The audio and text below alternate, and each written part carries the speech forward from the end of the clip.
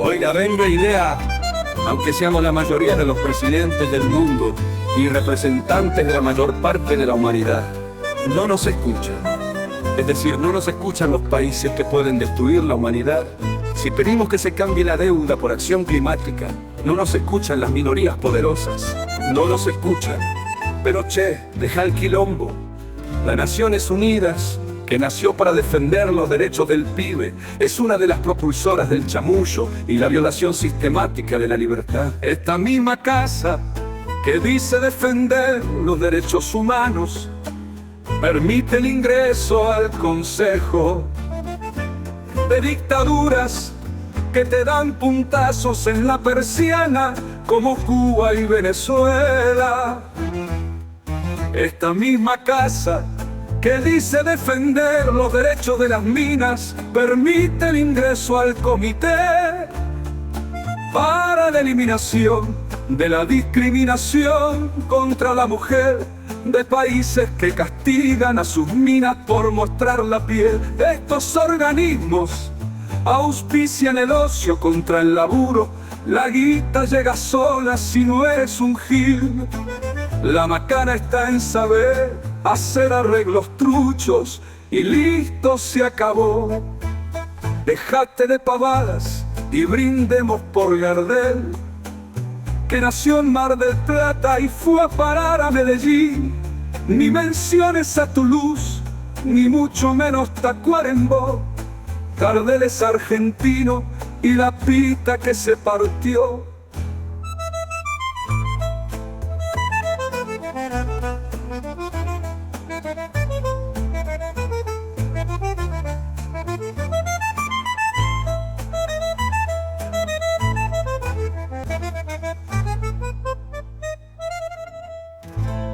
Dejate de pavadas y brindemos por Gardel, que nació en Mar del Plata y fue a parar a Medellín. Ni menciones a Toulouse, ni mucho menos Tacuarembó.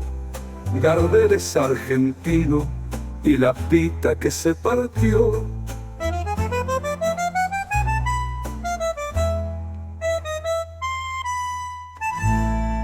Dejate de pavadas.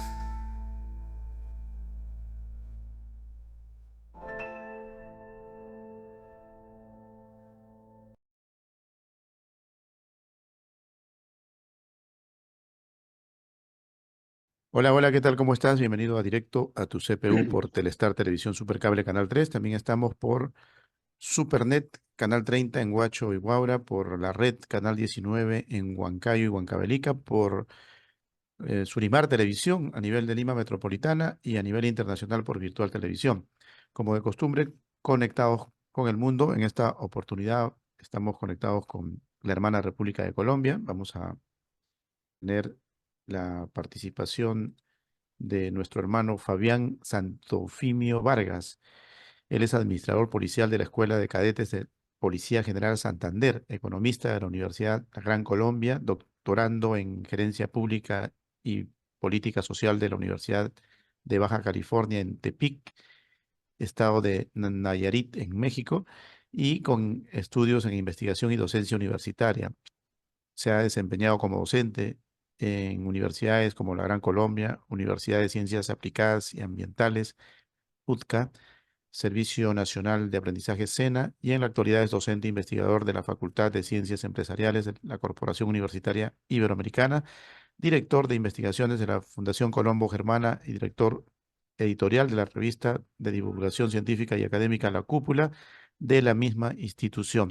Y está siendo nominado para nuestra próxima distinción honoris causa 2024, que será entregada aquí en la ciudad de Lima a nivel de América Latina.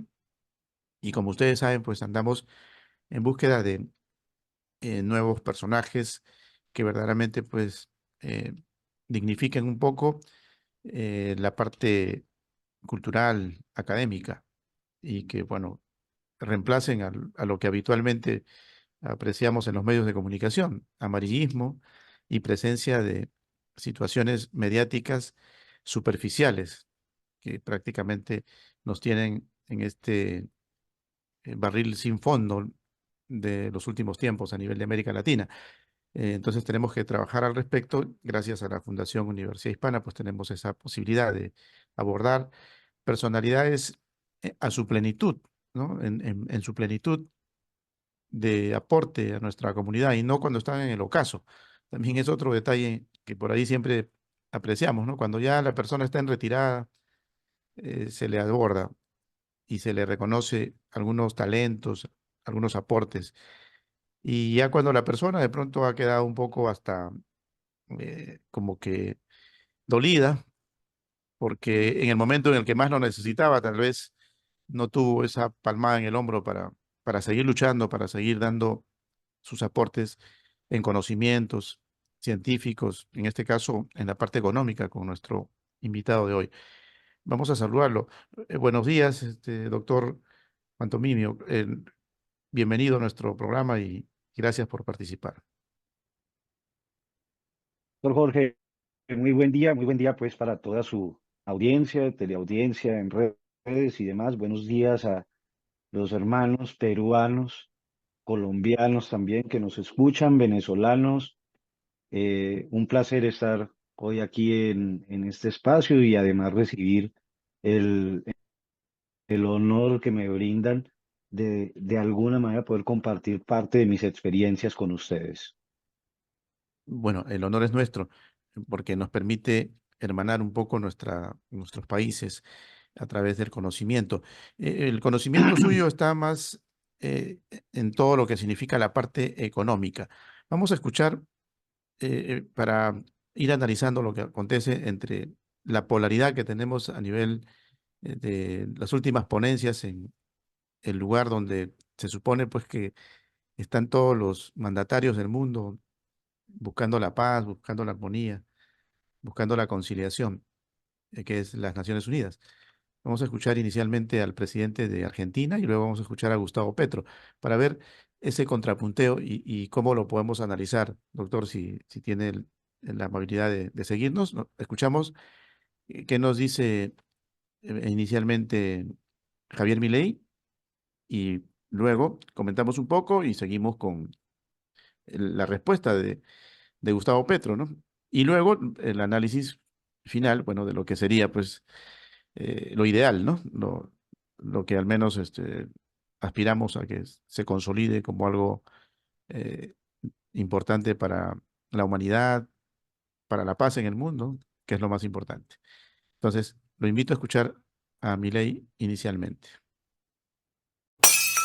Se está discutiendo esta semana aquí en Nueva York, en la Cumbre del Futuro, no es otra cosa que la profundización de ese rumbo trágico que esta institución ha adoptado. La profundización de un modelo que, en palabras del propio secretario de las Naciones Unidas, exige definir un nuevo contrato social a escala global, redoblando los compromisos de la Agenda 2030. Quiero ser claro en la posición de la Agenda Argentina. La Agenda 2030, aunque bien intencionada en sus metas, no es otra cosa que un programa de gobierno supranacional de corte socialista que pretende resolver los problemas de la modernidad con soluciones que atentan contra la soberanía de los Estados-nación y violentan el derecho a la vida, a la libertad y a la propiedad de las personas. Es una agenda que pretende solucionar la pobreza, la desigualdad y la discriminación con legislación que lo único que hace es profundizarla.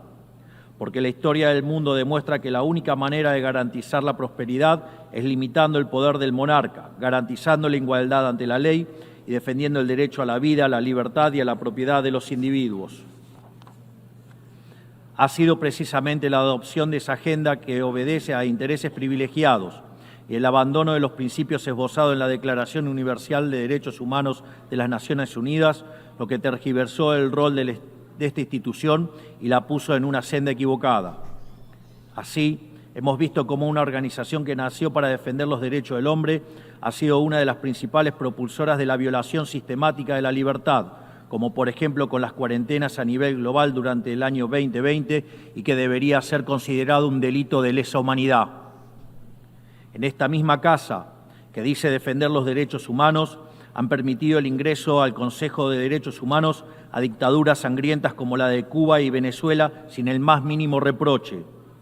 En esta misma casa, que dice defender los derechos de las mujeres, Permite el ingreso al Comité para la Eliminación de la Discriminación contra la Mujer a países que castigan a sus mujeres por mostrar la piel.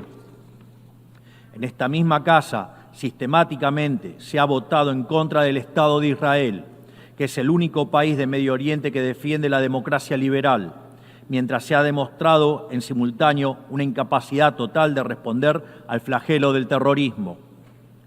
En el plano económico, se han promovido políticas colectivistas que atentan contra el crecimiento económico, violentan los derechos de propiedad y entorpecen el proceso económico natural, llegando a impedirle a los países más postergados del mundo gozar libremente de sus propios recursos para salir adelante.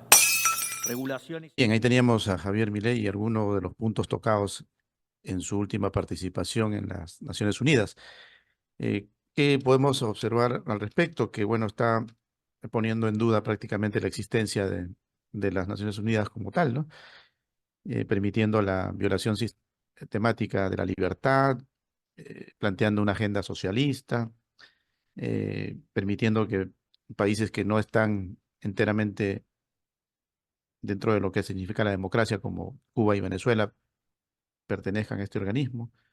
Y en cuanto a economía, que creo que es el tema que usted domina, las políticas colectivistas son las que se están dando a conocer más a nivel de esta agrupación de países.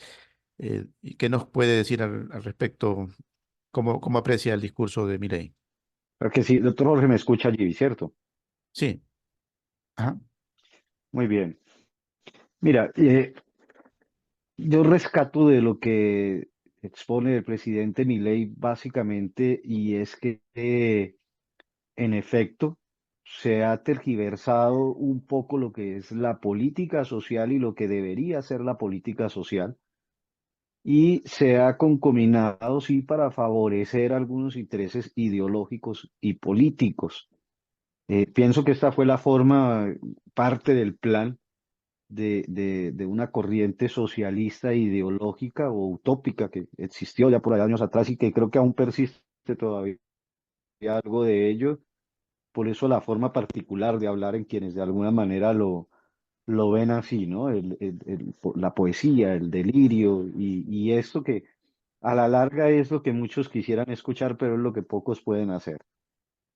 Entonces, sí, efectivamente, la ONU, que es una entidad, una institución que nace por allá por el año 45, 1945, con el fin de que no se volvieran a presentar guerras en el mundo después de la Segunda Guerra Mundial y demás, que surge también proclamando esa parte de los derechos humanos, creo que entendió mal la forma o la ha venido entendiendo mal la forma en cómo se deben proteger los derechos humanos y qué es ser humano, ¿no?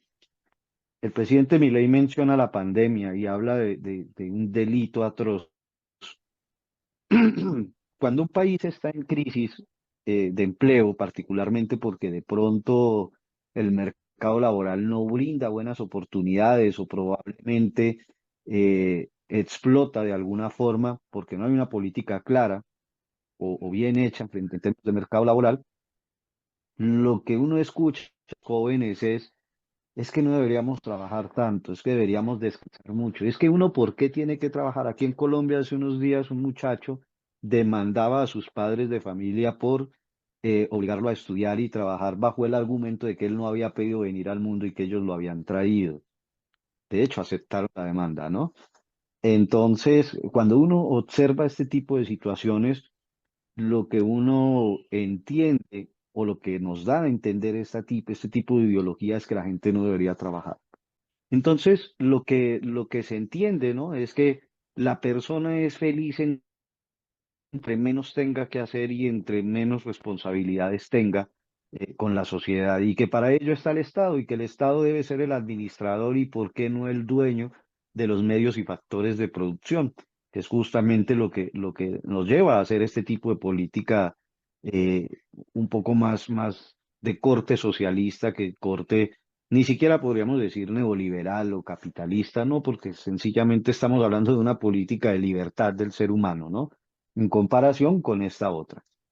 Cuando tú restringes de alguna manera esto, lo que realmente genera es un perjuicio en el ser humano. La pandemia nos lo mostró. Cuando miramos el tema de violencia intrafamiliar aumentó durante la pandemia. Cuando miramos los casos de depresión y de deterioro de la salud mental de las personas, aumentaron los casos críticos durante las cuarentenas de la pandemia, para no mencionar otros. Y esto quiere decir entonces que el ser humano real no está esperando quedarse guardado en una casa viendo Netflix y recibiendo un subsidio. Si el ser humano recibe eso, se enferma, porque el ser humano no está preparado para eso. El ser humano real está preparado para construir. Probablemente sí, con justicia, pero está preparado para construir y viviendo dignamente. Cuando tú deterioras a la población haciéndole creer que le estás haciendo un mal, pero realmente la estás llevando por otra senda, pues en ese orden de ideas aparecen los discursos como los del presidente Milei, que probablemente si los sometiéramos al escrutinio de la ciencia, en alguna buena medida podría tener razón en cuanto al impacto negativo que ha tenido la mala interpretación y probablemente ejecución de algunas políticas públicas dirigidas al cumplimiento de las metas e indicadores de los objetivos de desarrollo sostenible. Bien lo decía él, tienen una buena intención. El tema es el cómo lo hacemos, ¿no? Aquí decimos que una persona es pobre cuando recibe menos de $4 al día para subsistir en términos del Banco Mundial. De ahí para arriba, pues dependerá de los costes de vida de cada territorio. Y en ese orden podríamos decir que en Bogotá una persona con menos de $15 al día podría estar viviendo en pobreza. Pero la fácil para reducir la pobreza es bajar el valor de la línea de pobreza. Entonces, si yo mañana digo que ya no es un 15%, que no son $15, sino $13, salgo y digo que reduje la línea de pobreza. ¿Y por qué la reduje? Porque también puedo darle un soporte teórico a ello. A través de las políticas ácidas en materias tributarios, yo puedo hacer que los grandes capitales busquen unas mejores alternativas de inversión y se vayan. Y en la medida en que se van estos grandes capitales, pues ¿qué nos va quedando? El capital menor. Lo que de alguna manera tiene que hacer en principio que el costo de vida pueda empezar a reducirse, pero también la calidad de los bienes y servicios que se consumen. Y en ese orden de ideas voy diciendo que ahora soy menos pobre. Sí, pero marginado del mundo real. Eso es lo Mm, que ocurre realmente. Ajá. Ya que me toca a ustedes esa parte específicamente económica, eh, ¿por qué Colombia no entró en los años anteriores a un periodo de pronto identificado con ese saludo a la bandera, ¿no? Que implica la utopía de pensar de que el Estado puede resolvértelo todo y, y no potenció más bien al revés la educación para el trabajo, ¿no? ¿Y qué cree que puede haber influido? El hecho de que Venezuela, por ejemplo, se mantenga y como es un país fronterizo, pues haya cierta influencia al respecto, a pesar de que lo que los indicadores nos dicen de que toda esa gente que va saliendo, pues no te llega con comentarios buenos de lo que está haciendo el gobierno venezolano, ¿no? Pero sin embargo también llega la otra noticia, donde la gente te dice, oye, pero tengo mi casa, ¿no? El gobierno me lo dio y no me costó un centavo, ¿no? O sea, también llega la contraparte, ¿no? Yo la luz, el agua, lo que pago es miseria, ¿no? En comparación con lo que se paga en Bogotá, por ejemplo, ¿no? O sea, te llega también el mensaje del facilismo y quizás por ahí te doran la píldora, como se dice, y terminas tú votando por algo que supuestamente pues, puede ser más cómodo para vivir, ¿no? ¿Por qué? Porque, ¿qué pasó ahora? ¿Cómo se llega al momento que ya tenemos en la cima pues, a un mandatario identificado con esa situación que dice Milei, ¿no? La Agenda 2030. Aquí podríamos revisar varios temas, doctor. Aquí el tema es que aquí hubo un modus operandi que se viene construyendo y preparando desde hace más de 20 años, ¿ya?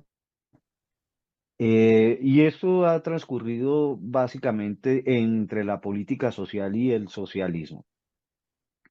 De ese capitalismo ortodoxo que conocimos por allá en la década de los 80 impulsado en principio por Friedman allí en los Estados Unidos, donde nos decía, oiga, la educación es la base de la prosperidad, y en ese orden de ideas también debemos tomar en cuenta las capacidades y los saberes sin que esto implique muchas brechas, una gran brecha salarial. ¿Qué nos decía en ese momento o qué podíamos entender de Friedman?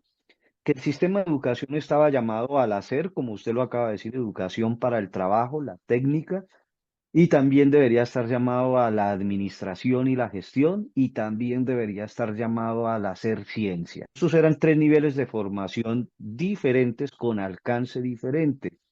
En otras palabras, si yo soy bueno para operar la máquina, yo debo operar la máquina y aprender a operar la máquina. Si yo soy bueno para administrar la máquina en cuanto a sus tiempos y movimientos para que ella sea óptima en su uso, entonces yo debo prepararme para administrarla. Pero si yo soy bueno para mejorar la máquina o crear otras máquinas, entonces debo prepararme para hacer la ciencia. Y en ese orden de ideas no debe haber abismal diferencia salarial entre quien hace la máquina, entre quien la administra y entre quien la opera. Porque si se hiciera de esa manera, entonces quien la opera terminaría queriendo hacerla sin tener la capacidad de hacerla. Y el que la hace, pues probablemente iría a tener una competencia allí que lo iría a sacar de un mercado competitivo. En Colombia lo hicimos todo al revés. En Colombia sí creamos la formación técnica, tecnológica y para el trabajo. También tenemos las instituciones universitarias para la administración y la gestión y tenemos universidades para la ciencia. Y así funcionó hasta un momento, hasta que nos empezaron a hablar del derecho de todo el mundo a ir a la universidad. Y además, gratis, ¿no? Nos empezaron a hablar de ello. Y entonces, claro, aquellas bases que por alguna circunstancia de pronto no podían llegar a una universidad, pues empezaron a ejercer la presión, a ejercer la presión. En el momento en que se ejerce toda esta presión, pues entonces empiezan a llegar personas desde el hacer hasta el administrar a la universidad a hacer ciencia. Y entonces la ciencia les dice, claro, debe hacer una tesis para graduarse. Y como allí quedaron estancados porque la tesis era compleja, es un proceso complejo, entonces empezaron a hacer dos acciones. Una, flexibilizar el proceso de la tesis para quienes aún se quisieran graduar con esta opción, y la más fácil, haga una especialización, haga una pasantía, haga esto, y igual se gradúa. Entonces, hoy por hoy, ¿qué tenemos? Una cantidad de profesionales egresados de universidades que se supone se conceptualizaron o se concepcionaron para la ciencia, que no han escrito un párrafo de un artículo, de un libro o de una tesis o de un trabajo de grado. No los hay, porque hoy por hoy en nuestro país cerca del 90% de los estudiantes no se está graduando bajo esa modalidad, sino bajo estas otras que te acabo de mencionar. Y claramente eso tiene un impacto en el resultado, claramente que lo tiene. ¿Y por qué quiere el estudiante graduado del SENA no seguir profundizando en su hacer? Entonces, lo que hace que hace que el estudiante quiera pasarse del SENA, que es formación técnica y tecnológica para el trabajo, o en un hacer específico, a la universidad, el salario, el salario. El hecho de que un profesional pueda ganar, no sé, 10 millones de pesos colombianos, a diferencia de un técnico de muchos años que probablemente gana entre 3 y 4 millones de pesos, siendo ya de mucha experiencia, porque recién graduados también les pagan un mínimo, que es 1.300.000, y hay incluso algunos menos del mínimo. Entre tanto, a un profesional le brindan la oportunidad de ir de cajero a un banco en lo que se está formando y ya gana 2, 3 millones de pesos y ya luego tiene posibilidades de escalar. Justamente eso hace que la persona pierda la vocación real y pase de la técnica al administrar o del administrar a la ciencia. Y al final del día tenemos entonces un grupo de profesionales que en muchos casos no saben hacer lo que el cartón dice que hacen. Y dos, el siguiente tema, una cantidad de profesionales desenfocados, trabajando o haciendo otras cosas que no obedecen a su profesión, porque cuando llegan a las empresas se dan cuenta de que aprendieron poco o que no están en el mercado laboral. Aspas, el primer elemento derrotero de este triunfo, de esta corriente o de pensamiento político en Colombia, fue el sistema educativo. El sistema educativo fue debilitado en pro de la igualdad, en pro de, de- del acceso, de la universalidad de la educación, cuando sí se hubiera podido hacer, pero con un enfoque vocacional, con un asentamiento en esos ideales y en esas capacidades humanas, como decía el Nobel Amartya Sen, sus capacidades, sus dotaciones. No todos tenemos por qué hacer ciencia, no todos tenemos por qué saber operar una máquina, como no todos somos buenos para los números y no todos somos buenos para la lectura. La naturaleza en eso creo también ha sido sabia y a cada uno le ha enviado unas dotaciones diferenciales que le brinda unas capacidades. Ahora, claro, el ecosistema de la niñez no está con el acompañamiento, la nutrición, la alimentación y entre otros factores que permitan potencializar esas dimensiones del desarrollo humano, pues claro que hay una falla y probablemente allí sí tendría que actuar el Estado en una política de cambio, como en su momento lo vimos aquí, ¿no? Programas de alimentación escolar y demás, claro, con todos los problemas de corrupción y demás que esto trajo, pero que aún así de alguna manera generó un impacto diferente al no tenerlo. Allí probablemente sí debería llegar el Estado. Bueno, dentro de lo que nos plantea usted, da la impresión para el que ingresa de pronto a escuchar esta plática, que estuviéramos hablando no de Colombia, sino de Venezuela, porque prácticamente todos esos factores de introducción al manejo de la parte educativa, ¿no? Con un perfil no hacia el trabajo, sino hacia la dependencia del Estado, fue lo que finalmente se ha logrado, ¿no? En el régimen venezolano, y que es de conocimiento público a nivel internacional, ¿no? Claro, los que hemos tenido la oportunidad de estar ahí adentro, con más razón, ¿no? Hemos visto en carne propia lo que significa las virtudes o las situaciones negativas que produce todo aquello. Pero para los que no tienen esa opción, también ahora, como hay mucha migración, podemos constatar en los venezolanos que emigran que muchos de los que llegan de estas universidades precisamente patrocinadas por el Estado, en automático, pues esas universidades te demuestran de que el profesional que llega no está bien cuajado en sus conocimientos, ¿no? Muchos de ellos te dicen, soy ingeniero. A ver, bueno, te puedo hacer alguna pequeña pruebita, le haces la prueba y te das cuenta de que lo que es ingeniero de pronto en el conocimiento del materialismo dialéctico, de la teoría, ¿no? De, de, de lo que significa todo aquello y no en las matemáticas, no en lo que debería dominar. ¿Y por qué? Porque la mayoría de ellos incluso son graduados rápidamente, ¿no? Hay doctores que se gradúan hasta, creo que en menos de 5 años, Gracias. ¿no? Hay fiscales que son nombrados prácticamente en 3 años de carrera de derecho. O sea, solamente para condenar al enemigo, porque es más fácil tener a tu servicio un fiscal que no ha pasado por todos los estudios y que no te va a entender de pronto la complejidad de lo que significa desgraciarle la vida a un ser humano, ¿no? Y simplemente te va a obedecer. Tú le dices, mira, condénalo, y te firma la condena, y así tenemos el contrapunteo político que se plantea en Venezuela. No sé si en Colombia se llega a tal extremo, pero creo que ya los síntomas están por ahí. No sé cómo lo ve usted, doctor. Señor, sí, señor. Me capté básicamente sobre la cuestión de que estamos muy parecidos en términos del asunto venezolano en torno al sistema educativo. Y ahí cuando íbamos en ese punto, estaba usted tocándolo, allí se congeló la idea, pues, porque Ajá, quedamos quietos. ajá.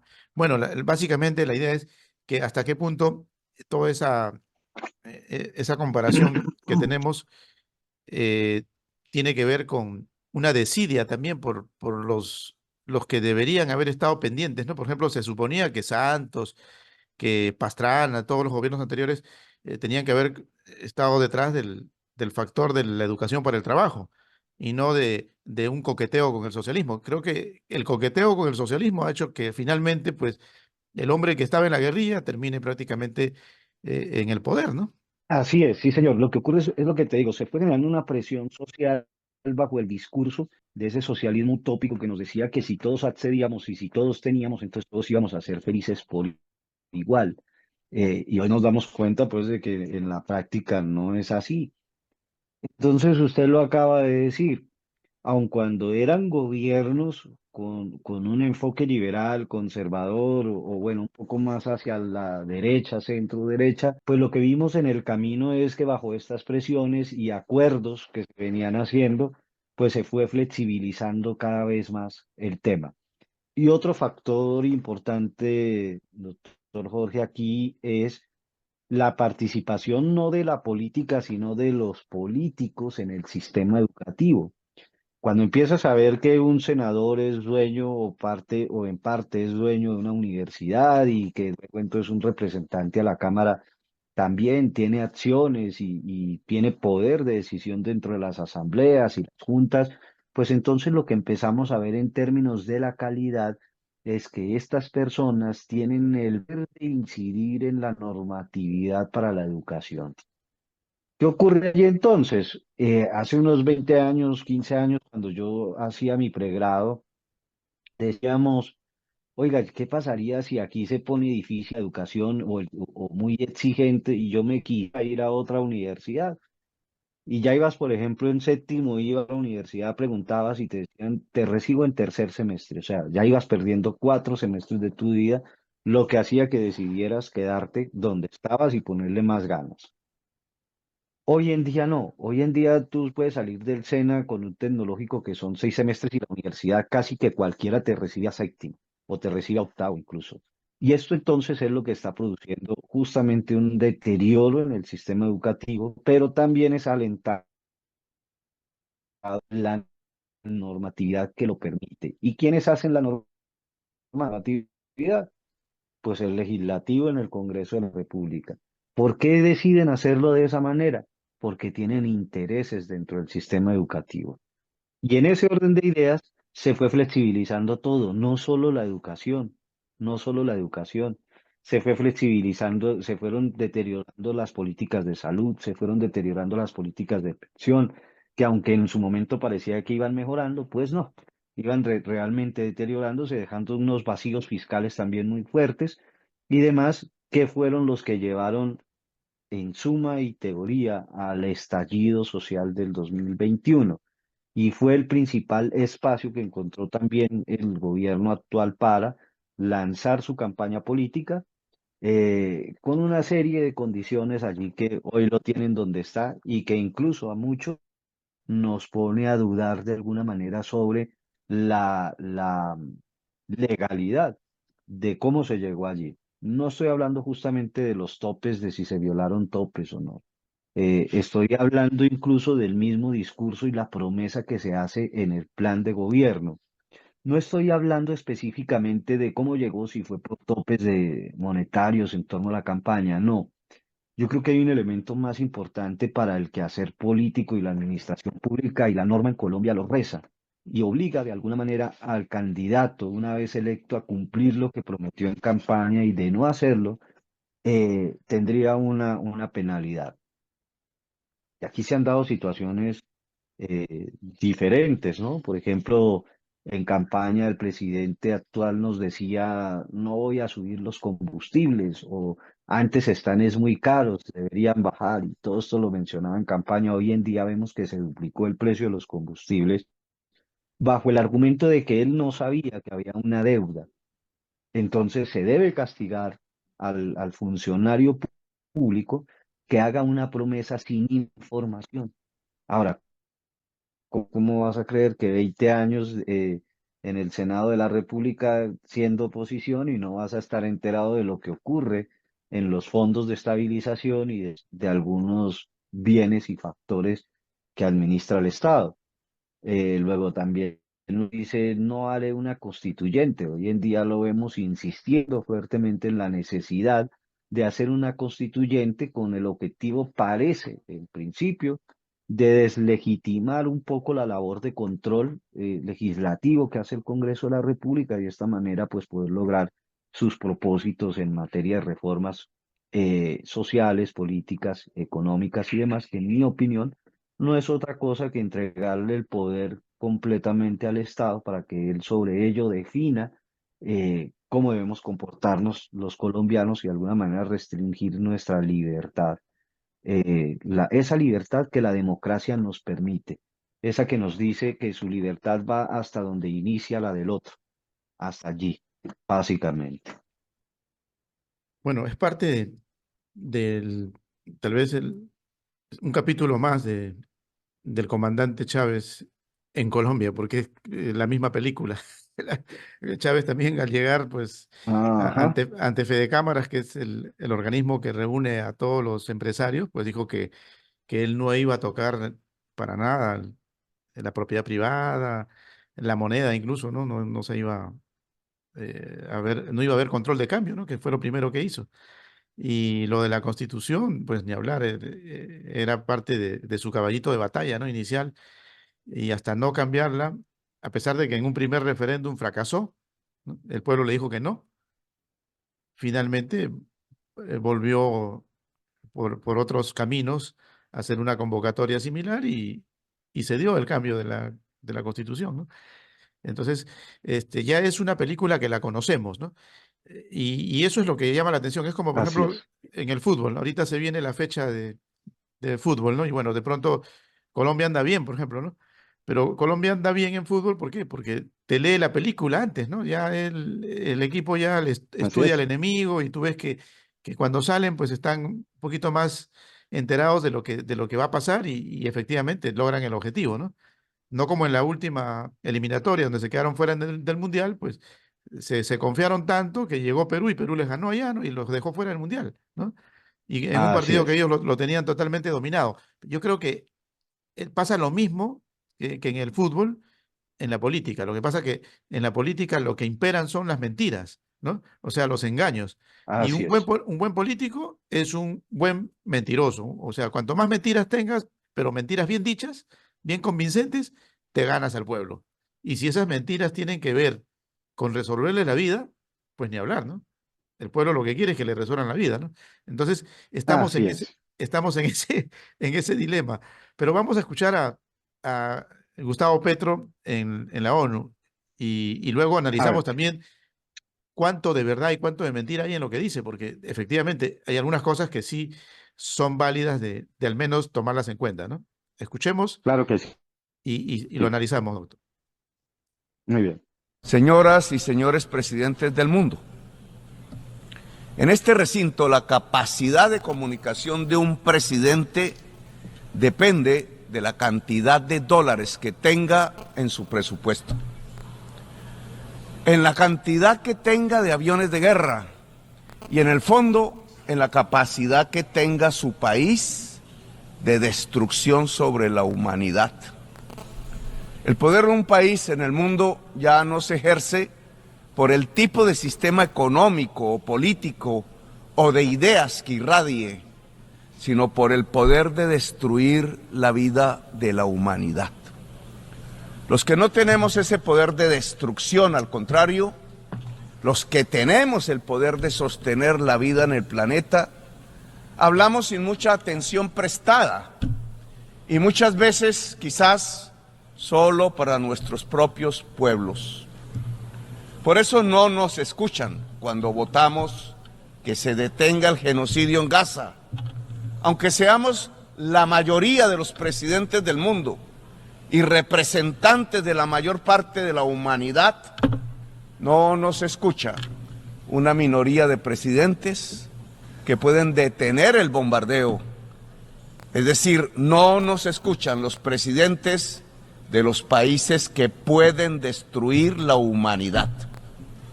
Si pedimos que se cambie la deuda por acción climática, no nos escuchan las minorías poderosas.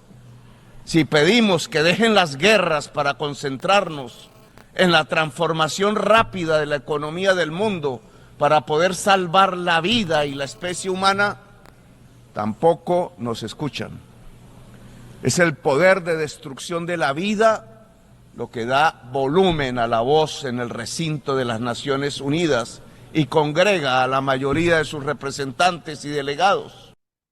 Bien, ahí teníamos a Gustavo Petro con la parte de esa capacidad que se maneja a nivel de las economías en el mundo, pues son las que predominan para dar a conocer cualquier gobierno, es lo que nos plantea, y bueno, hasta cierto punto, pues hay mucho de poder económico que maneja prácticamente los hilos de lo que acontece en el planeta Tierra. Eh, y no hay en el manifiesto de los países que no necesariamente tengan que ver con Colombia, sino cualquier otro país que pueda apostar por reducir algún tipo de presupuesto que tiene que ver con guerras, que tiene que ver con, por ejemplo, todos los gases que se propagan a través de los elementos tóxicos necesarios incluso para la movilidad de las máquinas, pues cada vez está atosigando más al planeta. Ahí, hasta cierto punto, en parte del mensaje, algo que se puede rescatar, pero más allá de eso, ¿qué es lo que podemos eh, rescatar de ese no nos escuchan, doctor? Claro que sí, doctor. Mire, aquí tenemos varios elementos y creo que también me sirve para resolver parte de la cuestión que usted me hacía anteriormente y es cómo llegamos a este punto los colombianos teniendo tantos vecindarios como ejemplo, ¿no? Es que justamente Gustavo Petro en este discurso ante la ONU se refiere al poder global que tiene la guerra y en efecto que tiene los grandes capitales en el mundo, pero también está hablando de Gustavo Petro dentro de Colombia, porque es que justamente él llega al poder acompañado de quienes en alguna medida crearon el caos y la guerra, y solo por eso fue que llegó, no por sus ideas, ni por su capacidad de administrar, no. Gustavo Petro llega al poder básicamente porque tiene dentro de sus aliados a las disidencias de las FARC que están desmovilizadas de alguna manera en el poder. No lo estoy diciendo yo, no es mi percepción. Hay imágenes, hay grabaciones, hay fotos, hay de todo. O sea, esto no es un secreto, ¿verdad? Llega al poder también apoyado, ahí sí lo digo, bajo el indicio de que pudo haber llegado apoyado por la guerrilla del ELN y por algunos grupos de narcotraficantes. Esto, a diferencia de hablarle de las FARC o el movimiento de las FARC que se retiró en teoría, pero que mantiene disidencias, que eso podría ser otra charla, el asunto aquí es que él llega apoyado por quienes hacen la guerra. Su hijo está investigado hoy y de alguna manera privado de la libertad porque según ellos recibieron dineros de narcotraficantes exconfesos para la campaña de Gustavo Petro. Eso es hipótesis, ¿no? Y está en investigación. También sabemos que hubo presiones del ELN y así lo denunciaron varios líderes sociales en las zonas rurales, hoy algunos muertos, presionaron a las comunidades para votar por Gustavo Petro. Siguiente punto.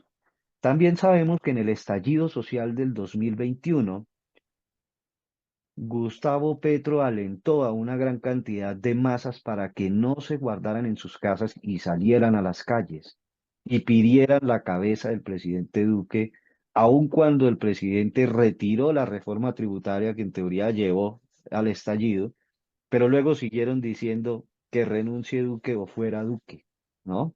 En ese momento no se hablaba de golpe de Estado como se habla hoy o como lo dice hoy nuestro presidente.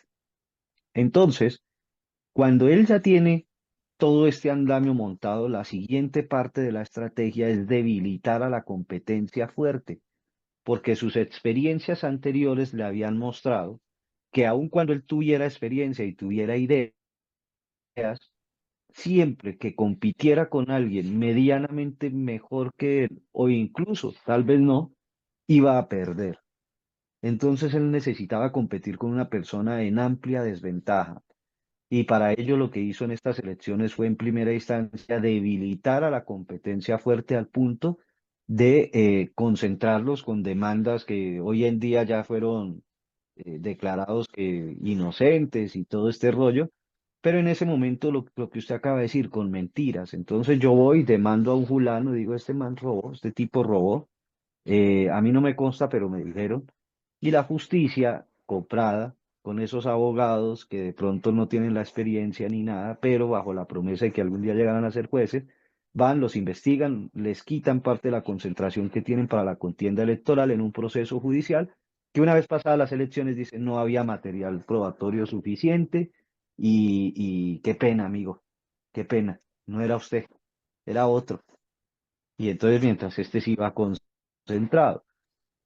También están las pruebas de que su hoy director de Departamento de Prosperidad Social, Gustavo Bolívar, fue uno de los principales agitadores y hasta una vaca hizo para brindarle a aquellos integrantes de primera línea, que se llamaban primera línea, cascos, escudos, gases, máscaras antigases y demás para que pudieran combatir a la fuerza pública.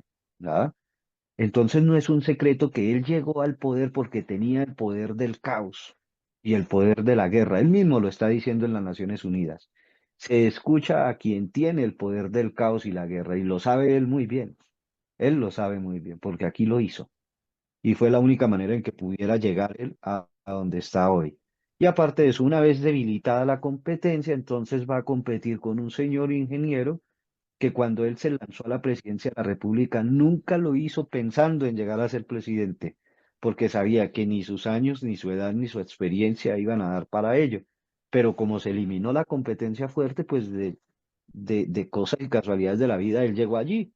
Pero cuando llegó a la segunda vuelta, él mismo dijo, yo no voy a participar en debates, yo no voy a hablar nada, yo ya hasta aquí quiero llegar.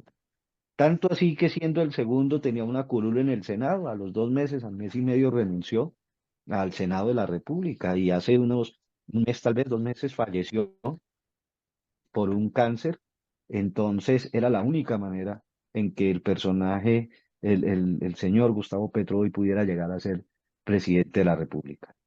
A través de la guerra, a través del discurso del caos, a través del discurso de que todo está mal y usando justamente lo que él dice que usan las grandes potencias en el mundo. Frente a esa última misiva, pues es que es lógico, ¿no? Los países que de alguna manera han sido más fuertes en su desarrollo y hoy por hoy tienen un mayor nivel de prosperidad, pues quienes viven en conflicto o quienes están amenazados por un conflicto, pues tendrán que actuar. Y es lo que estamos viendo hoy entre Ucrania y Rusia, es lo que estamos viendo hoy entre Israel y Palestina, y es lo que no se ve, por ejemplo, entre Suiza y otros países, porque en estos momentos Suiza no se está metiendo con nadie ni nadie está metiendo con él. Pero si en algún momento se viera amenazado, probablemente también va a actuar. Ujú. Bueno, también en esta oportunidad se repite la figura del hombre que nace prácticamente con las armas, como pasa con Hugo Chávez, ¿no? Y que utilizando prácticamente esta plataforma se da a conocer en sus 30 segundos de fama con aquella invectiva que el famoso por ahora, ¿no? Y finalmente, Sí. pues, con el transcurrir del tiempo, comienza a ser maquinado desde el punto de vista estratégico, primero para la liberación después de haber estado preso, y finalmente para ser el consentido incluso de los que lo llevan al gobierno. O sea, porque la gente piensa de que en Venezuela, por ejemplo, nace el chavismo por las masas populares, y la verdad es al revés. Quienes llevan al poder al comandante Chávez es el este de Caracas. ¿Y qué significa el este de Caracas? La clase acomodada, la clase adinerada es la que querían un cambio. Ya estaban hartos del contrapunteo entre Acción Democrática y COPEI, el Partido Social Cristiano y el Partido Socialista de los otrora famosos Carlos Andrés Pérez, Rafael Caldera, ¿no? Ujú. Y entonces Así es. le dan el beneplácito a Chávez. Ahora, en este caso, en Colombia, ¿es la masa popular o es también el este entre comillas, el este, claro, el este se le llama allá en Caracas, ¿no? Pero la clase acomodada, la clase media, la que le da el beneplácito a Gustavo Petro, ¿quiénes son los que lo aupan y lo llevan al poder? ¿Quiénes le permiten llegar al poder, doctor? Bueno, Gustavo Petro por tradición en Colombia ha tenido más o menos un 30% de apoyo o de favorabilidad, y ese 30% está principalmente concentrado en las clases bajas populares, ¿verdad? Y en esta ocasión, bueno, ese es un 30%, pero hay, digamos, le puedo decir que de ese 30% hay un 5% más o menos entre personas de academia, líderes, intelectuales que pueden también estarlo apoyando dentro de ese 30%. El otro, en Colombia, bueno, me voy a este punto, 30% radicales con Gustavo Petro, 30% radicales hacia la derecha extrema, y hay un 40% que yo también podría incluso llevarlo o combinarlo con clase media. Entonces allí está el profesional, el que tiene de pronto un carrito, que está pagando su casa, esa es clase media.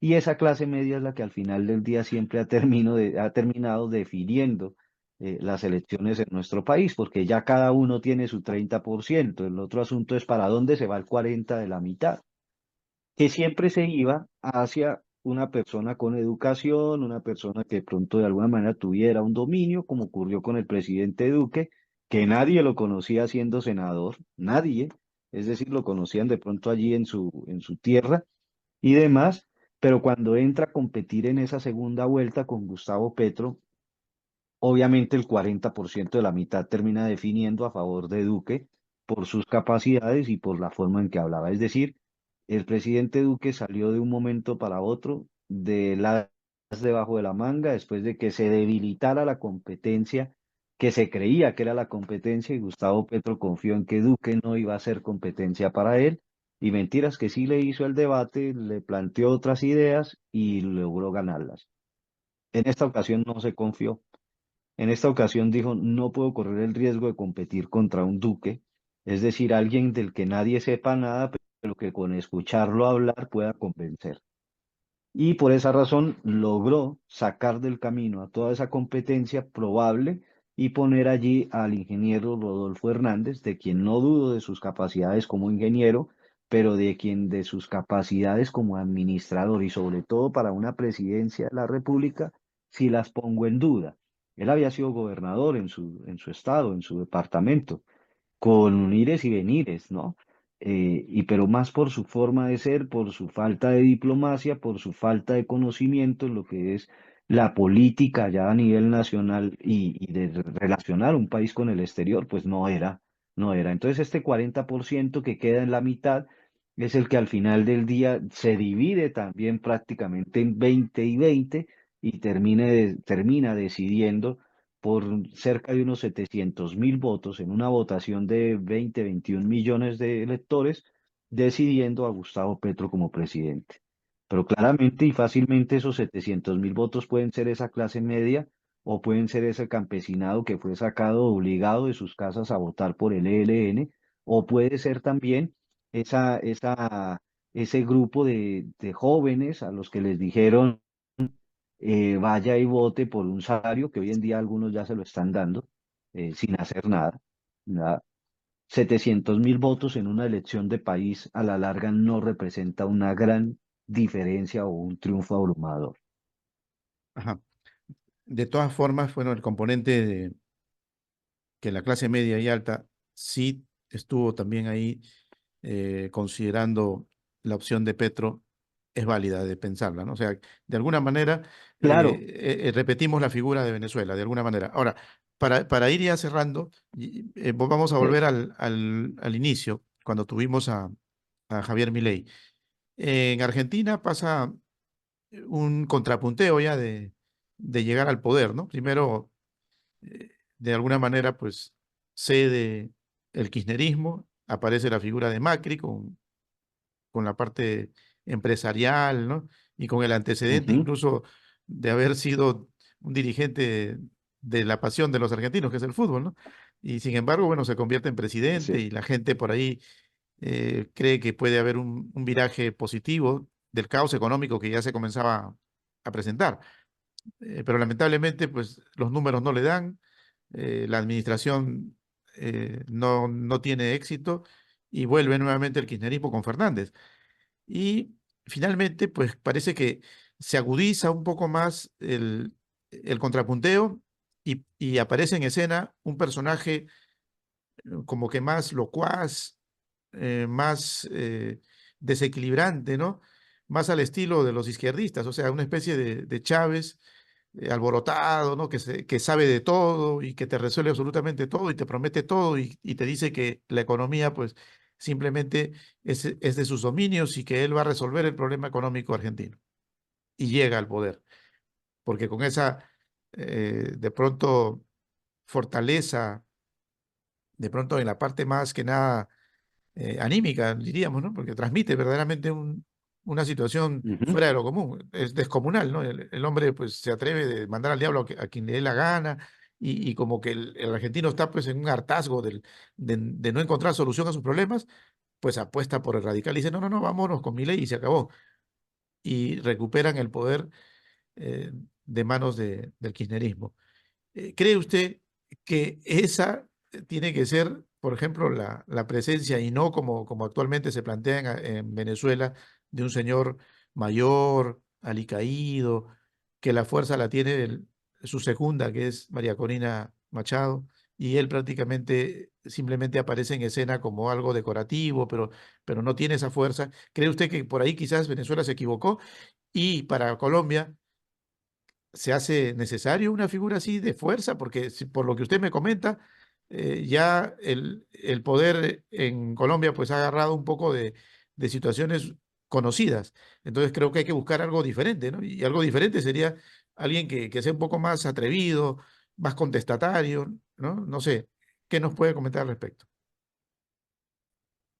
Ese es un riesgo, doctor, ese es un riesgo y aparte de eso también me atrevería yo a pensar que es un camino necesario una vez usted decide pasar a esa línea de gobierno. En este caso en el que estamos nosotros, en el que ya en teoría decidimos pasar, cruzar esa línea y entrar a este nuevo proceso. Claramente es muy posible que más adelante, si queremos de alguna manera virar un poco hacia donde estaba el asunto, pues vamos a tener vamos a ocupar a un personaje que tenga esa misma capacidad. Yo no sé hasta dónde eh, eh, pueda ser necesario un Milei en Colombia, no sé hasta dónde, pero sí necesitamos una persona con una capacidad y una expresión, como dice usted, que transmita, porque justamente eso sí lo hizo Gustavo Petro. Él es un tipo que él no le voy a decir que es vulgar porque no lo es un tipo que tiene la sutileza, la forma de decir las cosas, de enamorar con su discurso sin necesidad de ser vulgar. Esa es la realidad. O sea, hay que reconocerlo también, ¿no? Es decir, no es un personaje que hable con violencia, con agresividad, con esto no, sino con pasión sobre lo que dice, porque él se cree lo que dice de alguna manera, pero él, ¿no?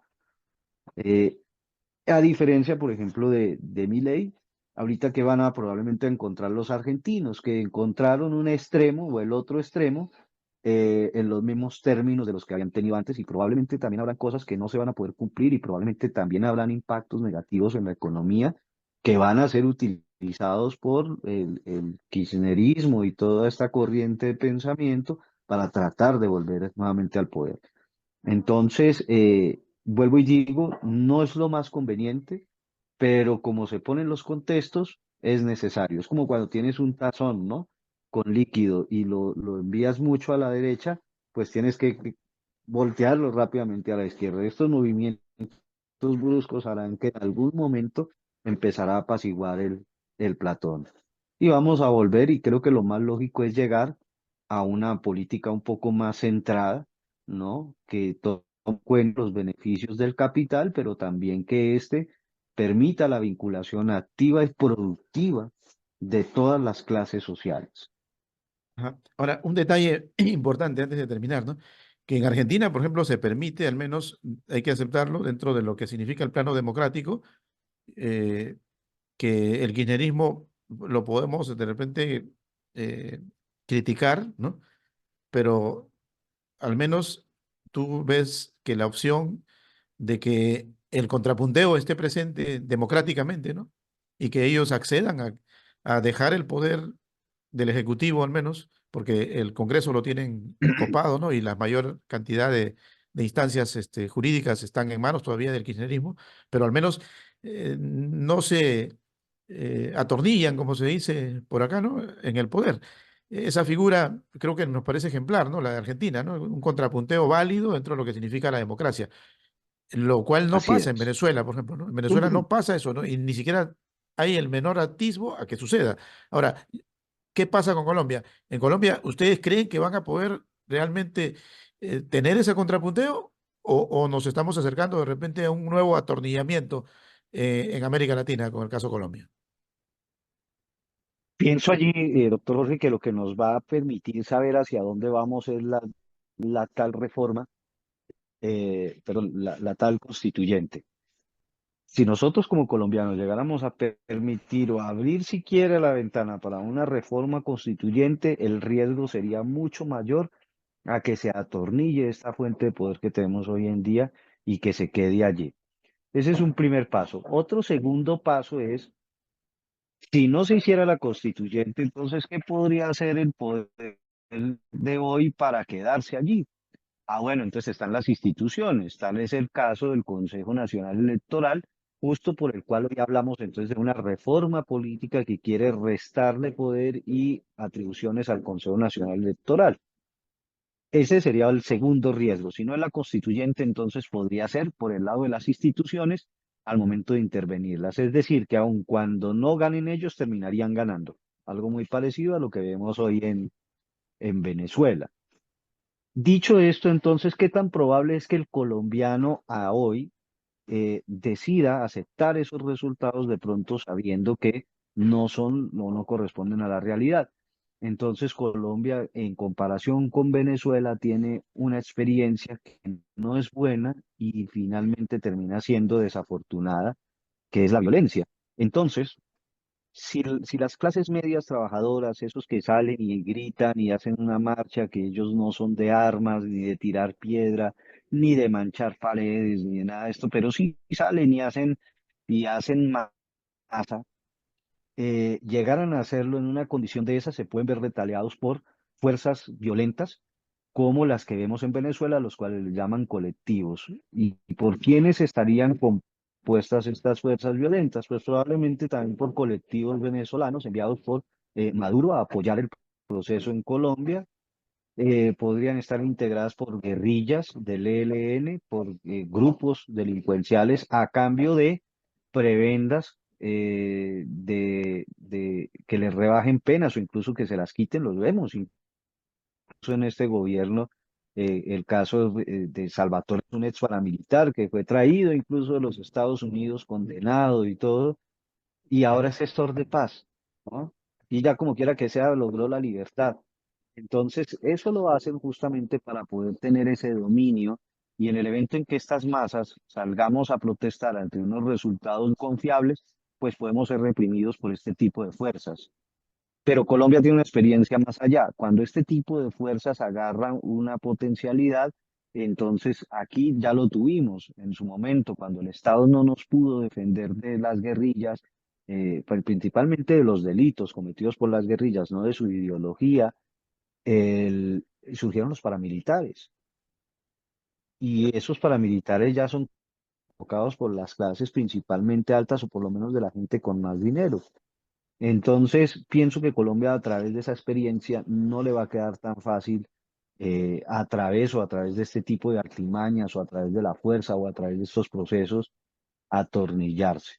No lo creería así, sin embargo, sí el proceso sería no deseable, ¿no? El tema de la violencia y todo esto que ya hemos vivido. Bien, bien. Bueno, es nuestro deseo que no acontezca nada más calamitoso de lo que ya ha acontecido, ¿no? Colombia pues ha atravesado, como sabemos, años de conflicto interno, ¿no? Más allá de los conflictos que puedan verse en la actualidad. Y ya creíamos que estaban superados y creo que hay que seguir confiando en que la ponderación por parte de la administración de Gustavo Petro y sus correligionarios, pues sea similar a la de Argentina. Yo creo que es un ejemplo válido el hecho de que lleguen al poder ambas tendencias, ¿no? Total, hasta el momento ninguna de las dos soluciona el problema económico, que es lo más importante, ¿no? El hombre de a pie es el que Tal paga cual, las consecuencias, ¿no? Entonces los otros están tal cual. peleándose en la cima y abajo el pueblo se pelea con el pan de cada día. Y Esa con el mismo figura, pueblo. sí, sí, esa figura queremos tratar de ver de qué manera pues se puede superar, ¿no? Y que sea un poco más efectiva, ¿no? Porque al final simplemente es un pleito por manejar el vehículo que nos conduce, pero sin resultados positivos para las grandes mayorías. Y yo creo que como inicialmente lo estábamos comentando, pues la educación para el trabajo es la solución, de que no estés esperando de que alguien te Total. resuelva la vida, sino tú mismo, ¿no?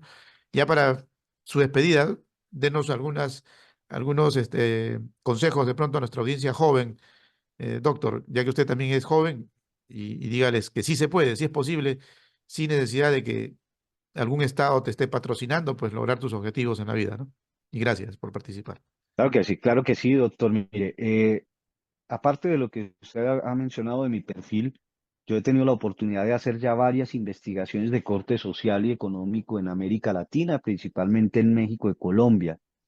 Y esto me ha permitido a mí lanzar un indicador que nos permite evaluar la condición del ser humano para afrontar la vida. Y creo que hemos encontrado además que es la parte fundamental del desarrollo humano. En esto, el consejo radica básicamente en hacer lo que le gusta hacer y lo que sabe hacer. Ser consciente de las capacidades que yo tengo y no ser consciente o no interiorizar que porque mis capacidades no son iguales a las de Maluma, a las de Shakira o a las de algún personaje de estos, entonces yo voy a ser pobre toda mi vida. O yo voy a tener que ser un arruinado toda mi vida. O tener que considerarme por siquiera algún momento inútil. No, mi función y mi misión es encontrar mi verdadera vocación. Y el dinero y la prosperidad y demás va llegando porque él se atañe a la felicidad. En la medida que usted se considere estar satisfecho en el mundo con lo que usted hace, en esa misma medida las cosas van a ir llegando porque va a ser bueno en esa acción, va a ser bueno en esa actividad. Y esto es independiente de que sea abogado o que sea técnico en electricista o que sea tecnólogo en archivística, indistintamente de eso. Si usted es bueno para eso, a usted todo le va a fluir.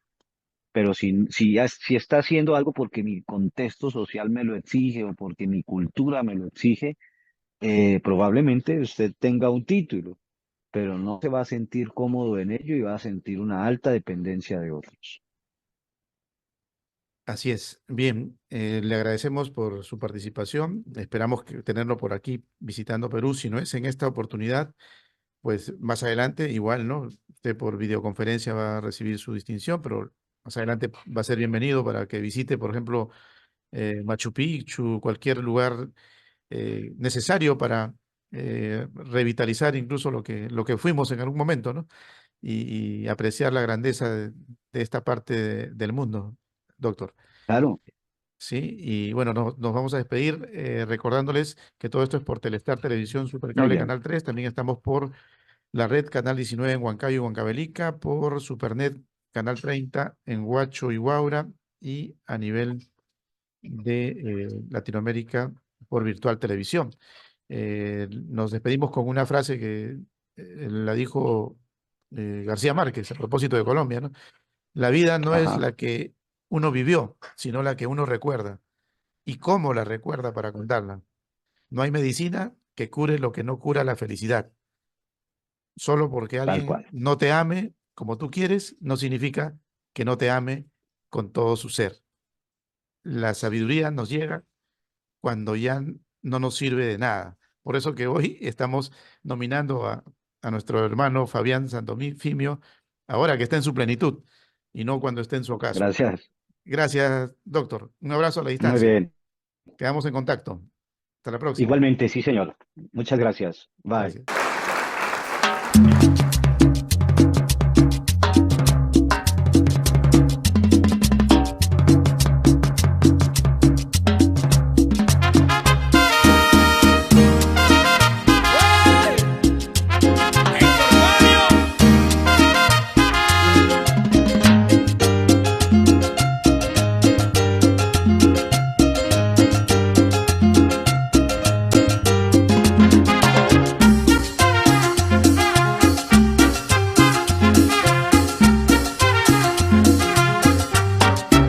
Me inspiré con amor para cantarle a Colombia y a Nueva York. Después de Venezuela, es Colombia querida, mi segunda tierra. Es Colombia querida, mi segunda tierra. El Chicha y Añoranza son dos sitios muy finos, donde al compás de la cumbia bailan los latinos, donde al compás de la cumbia bailan los latinos. Vamos colombianos, levanten las manos al sonar esta cumbia que les canta un hermano. Al sonar esta cumbia que les canta un hermano.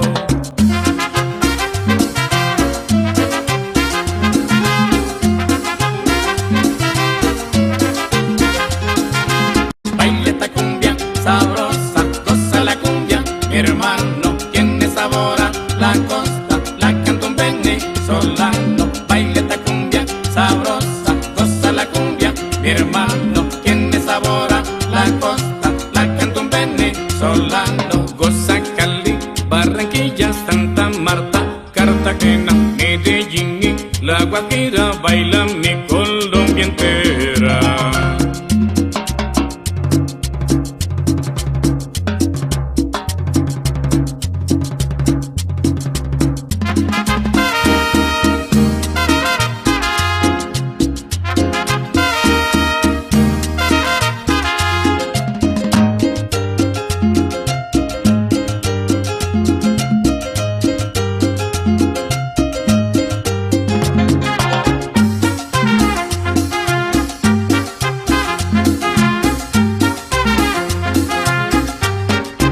Vamos colombianos, levanten las manos al sonar esta cumbia que le canta un hermano. Al sonar esta cumbia que le canta un hermano.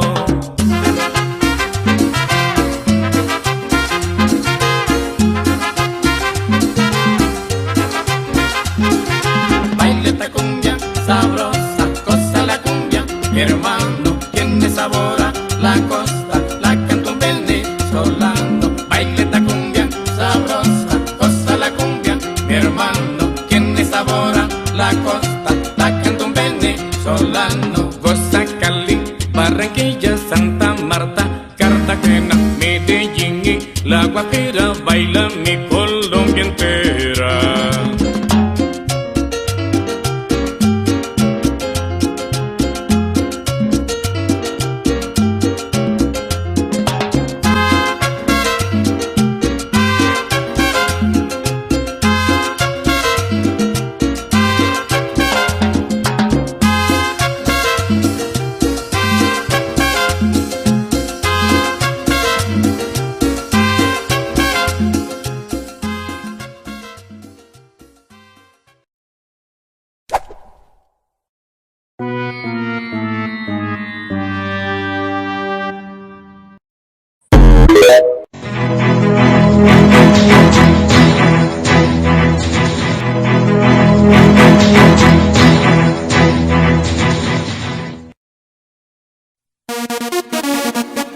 Grupo Ortiz te ofrece en un solo lugar todo lo que tú quieres encontrar. Consorcio Computelectronic Plaza SAC, donde encontrarás de todo para tu computadora, laptop, tablets. Además, venta y accesorios para celulares. Gimnasio Fitness Planet SAC, con máquinas modernas de última generación para mantenerte en forma. Baño Sauna Spa Aruba SAC. Contamos con cámaras secas, cámaras de vapor, duchas españolas y más. Tu cuerpo y mente merecen relajarse. Cancha sintética Las Terrazas de Ortiz SRL, para que practiques tu deporte favorito. Atención las 24 horas. Grupo Ortiz, te esperamos en la avenida Nicolás Ayón 15498 AT. Grupo Ortiz.